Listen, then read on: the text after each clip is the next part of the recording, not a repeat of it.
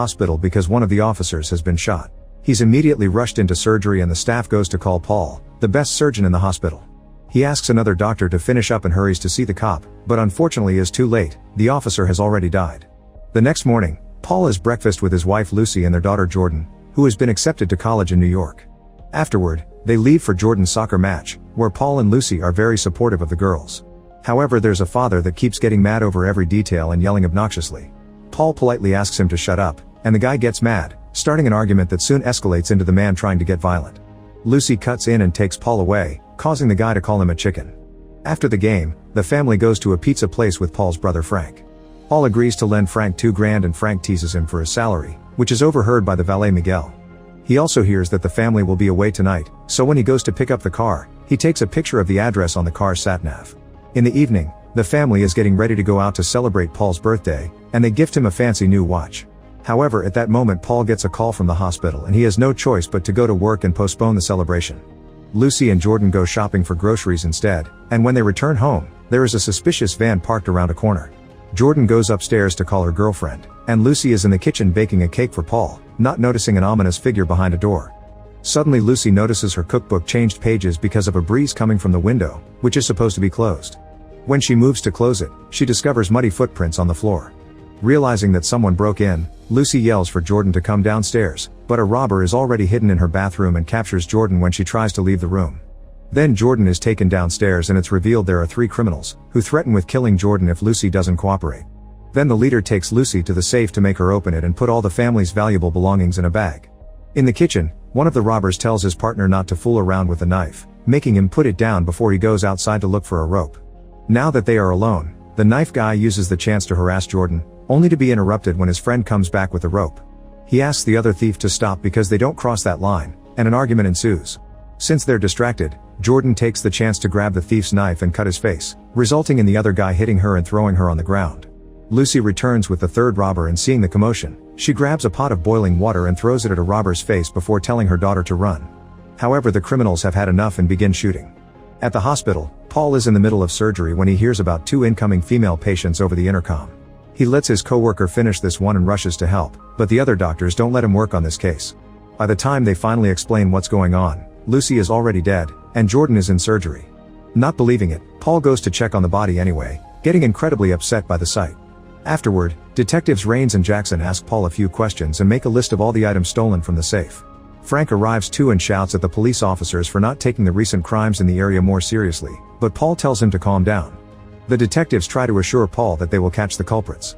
At that moment a nurse announces that Jordan has come out of surgery alive but in a coma, and Paul sticks to her side. Sometime later, Lucy's father Ben is the one to speak at her funeral. On their way back, Ben stops the car in the middle of the road and looks at something on the ground. Furious for some reason, Ben gets back into the car and rushes to his property, where there are 2 poachers who immediately start running away. Ben gets out and starts shooting at them, but they escape. Paul is in shock, but Ben says they can't rely on the police, since they only arrive after a crime has taken place. He thinks that sometimes men need to take matters into their own hands and then he shoots the deer that the poachers injured to put it out of its misery. Sometime later, Paul is driving and talking on the phone with Rains and is disappointed to hear that there are no suspects yet. His bad mood causes him to shout at a homeless man who is trying to clean his car window. Afterward he goes to visit Jordan and finds her girlfriend reading to her, and Paul is thankful that his daughter has support. As days go on, Paul starts going to therapy. He talks about how he is unable to sleep in the bed, so he sleeps on the couch. He also recalls his unhappy childhood riding trains by himself to avoid his father. So he started to do the same now just to think. Every suspicious guy on the streets reminds him of the men that took his wife and he regrets that he has failed to protect his family. The therapist assures him that healing is a process and it will take time. His days pass with him reading to Jordan, riding trains, and trying to hang out with Frank, but mostly being depressed on the couch. Eventually he becomes more understanding and gives some money to the hobo to clean his car windows. Weeks pass and Paul still hasn't received any updates on the case, so he goes to see Rains in person. He questions the detective about the DNA samples, but they didn't match anyone in the database. Rains' office has a board with all of the open cases he is currently working on, and only a small portion of them have been solved, showing the lack of resources to tackle them all properly. Later in the evening, Paul is leaving the train station when he notices 2 men harassing a young woman. He calls them out to leave her alone, but the guys get angry and they beat him up instead, although at least the girl gets to run away. When he gets home, Paul watches TV and discovers an ad for a local firearms retailer that leaves quite an impression on him. The next day, He goes to that retailer and the shop assistant shows him all the different weapons they have. However, he must fill in a bunch of paperwork and take a gun safety class, not to mention the security cameras everywhere, so he says he'll think about it. Sometime later, Paul is in the hospital attending to another gunshot victim. When they move the body for surgery, a gun falls out of the patient's pocket, so Paul kicks it under the operating table to retrieve it later, hiding it in his clothes. When Paul gets home, he tries to shoot the gun for the first time, but the bullet bounces and he realizes he has to learn more. For the next few days, Paul spends all his free time watching gun tutorials and learning how to handle the gun. After lots of practice, his aim becomes decent enough. One day, Paul is called to the ICU and finds out Jordan has had a seizure. Her condition keeps getting worse and it's unlikely that she'll survive.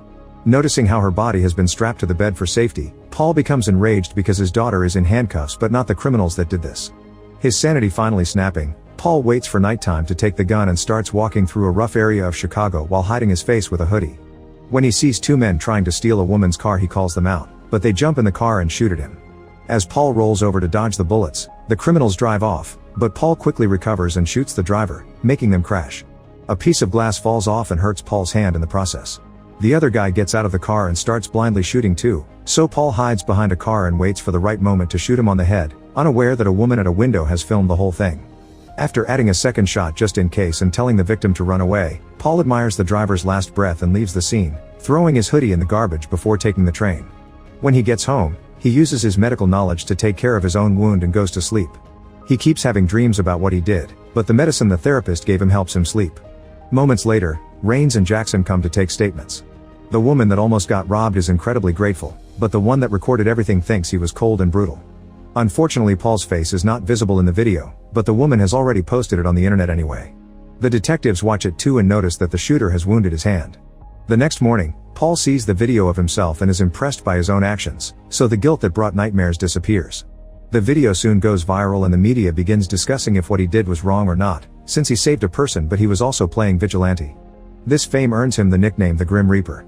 At the hospital, Paul wears band-aids on his hand to make it look smaller, and whenever cops walk by, he hides his hand in his pocket. In the afternoon, he helps a young boy, who was the victim of a shooting by a local criminal. By being gentle and understanding, he gets the boy to admit he was shot by a dealer known as the Ice Cream Man. He also gets his address from his chart. After work, Paul steals a hoodie from the hospital laundry and goes to the boy's shady neighborhood, where he finds the Ice Cream Man chilling on the street. Paul wastes no time and shoots the guy before running away, and the locals take the chance to steal everything from his little cart. Moments later, the detectives arrive at the scene and again they hear stories about a man in a hoodie. Rains notices some kids reenacting the shooting and notices the boy is using his left hand. By comparing it to the viral video, he figures that it was probably the Grim Reaper from last time. The media is going crazy over the Grim Reaper attacking again, and Paul watches the news with pride. At the police station, the superior yells at the detectives for allowing some vigilante to go around shooting criminals, worried that others may start copying him. However, their only clues are that the shooter is left-handed and that he doesn't handle weapons well. Meanwhile, Paul goes for another therapy session, and the therapist tells him he looks a lot better, so he should keep doing whatever he's doing. Some days later, Paul is operating on another gunshot and he's shocked to discover it's Miguel. He also notices his watch on his wrist. Paul's attempts at saving him aren't very enthusiastic, and Miguel ends up dying on the operating table. Then Paul uses the chance to go to the ambulance and steal Miguel's phone, then he unlocks it with Miguel's cold finger. After also taking his watch, Paul hides in his office and begins to look through Miguel's pictures, feeling disgusted when he sees a photo of the inside of his car. He digs a little more and finds a picture of a liquor store, which is actually a front for selling stolen goods. Paul considers calling the detectives, but in the end he decides to do the investigation himself. When Frank comes to see him, Paul cancels his plans and tries to get his brother's attention away from the wound on his hand. In the evening, Paul picks up another hoodie from the hospital's laundry and goes to the liquor store, where he makes up a story about being a friend of Miguel's. However, the owner notices the hospital label on the hoodie and sneakily sends a text to another criminal called Fish, telling him to come over. Then the man reaches for a revolver, but Paul sees this in the mirror and immediately nails his hand with a bar dart before demanding to see all the stolen things he resells. Held at gunpoint, the owner takes him to a safe in the back, where Paul finds all the valuables stolen from his house. At that moment, Fish arrives and tries to shoot Paul, but he sees him on the security cameras and dodges, so the bullet kills the owner instead. Fish opens fire like crazy, and Paul has to hide to reload his gun. When Fish accidentally slips on the blood, Paul takes the chance to grab a guitar and hit Fish with it before pushing some furniture on the floor. Fish dodges just in time and runs back to the bar, but Paul uses the cameras to shoot Fish in the leg to make him fall. Then he steps on Fish's leg to ask him who killed Lucy, and Fish reveals it was a mechanic named Joe, saying that his address is on his phone. As Paul picks the phone up, Fish kicks him to the ground, hitting a shelf in the process. Then Fish stands up and aims his gun, but a bowling ball falls from the shelf on his head and he's knocked down, giving Paul the chance to shoot him with his own gun.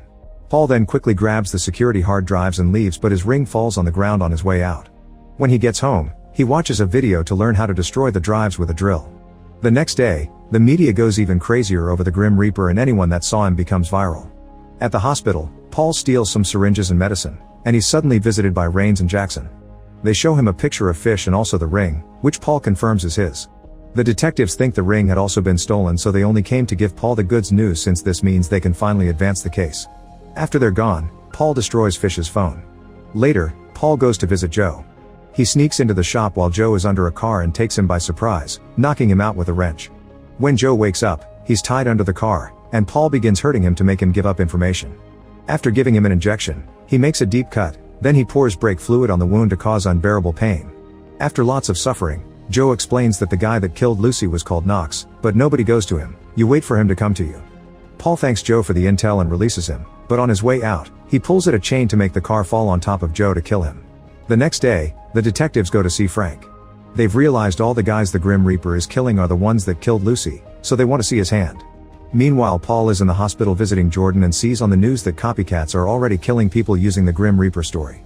At that moment, Paul gets a call from Knox, who asks him to meet at a club in 30 minutes. While Paul leaves for the club, Frank goes to Paul's home and lets himself in after no one answers the bell. When he enters the basement, he sees all the ammunition and the signs of Paul's depressed life, finally realizing he is the Grim Reaper. Paul goes to the very crowded club and messages Knox saying he's there.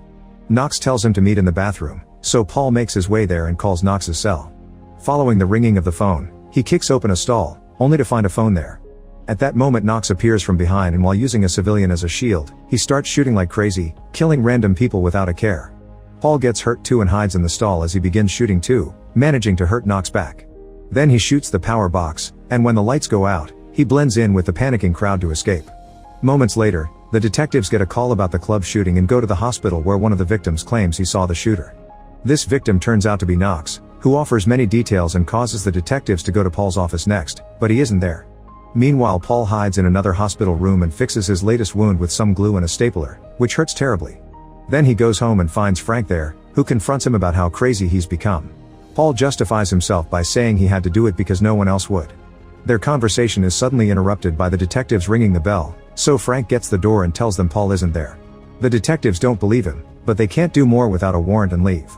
At that moment, Paul receives a call from the hospital informing him that Jordan is awake. He rushes there, and after having a warm reunion with his daughter, he has to tell her that her mother is dead, causing Jordan to have a breakdown. Now that Jordan is better, Paul promises Frank that he won't be a vigilante anymore. A week passes and Jordan is finally allowed to go home, and the detectives come to ask her some questions, but Jordan doesn't remember anything from the night of the attack. When she and Paul enter the elevator, Knox joins them, and Paul ignores him for safety. Knox makes small talk with Jordan, and when they leave, Knox says he'll see them around.